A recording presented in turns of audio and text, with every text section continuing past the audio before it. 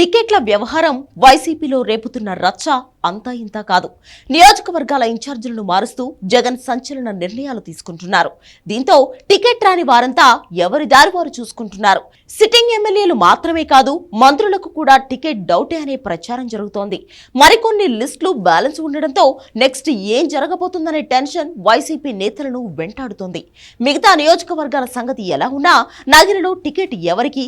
Sitting MLA అయినా మంత్రి రోజాకా, లేదంటే కొత్త ఫేస్ తెర మీదకు వస్తుందా అనే చర్చ జరుగుతోంది.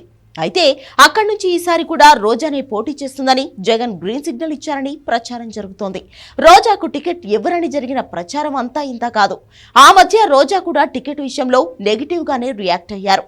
అయితే చివరికి రోజాకే టికెట్ ఇచ్చేందుకు జగన్ మొగ్గు చూపుతున్నారని ప్రచారం జరుగుతోంది. అయితే ఇక్కడే అసలు సమస్య వచ్చిపడేలా కనిపిస్తోంది.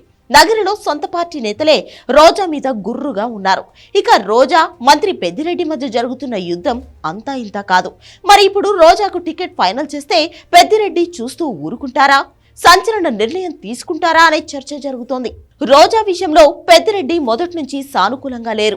నగరి నుంచి బీసీ వర్గానికి చెందిన ఓ నేతకు టికెట్ ఇప్పించేందుకు పెద్దిరెడ్డి ప్రయత్నించారనే, ఆ నేతకు హామీ కూడా ఇచ్చేశారనే ప్రచారం జరిగింది. అలాంటిది ఇప్పుడు రోజాకు టికెట్ ఇస్తే పెద్దిరెడ్డి ఏం చేస్తారు, ఎలాంటి నిర్ణయం తీసుకుంటారన్నది హాట్ టాపిక్ అవుతోంది.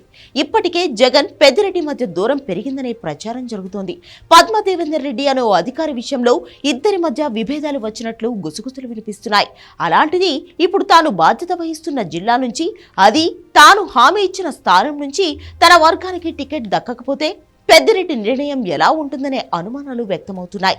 అయితే అందరి అభిప్రాయాలు తీసుకునే నగరి విషయంలో రోజాకు టికెట్ ఇవ్వాలని జగన్ నిర్ణయం తీసుకుని ఉంటారని, బయటకు కనిపిస్తున్న విభేదాలు, వివాదాలు పార్టీ మీద ఎలాంటి ప్రభావం చూపించే అవకాశమే లేదు అన్నది మరికొందరి అభిప్రాయం.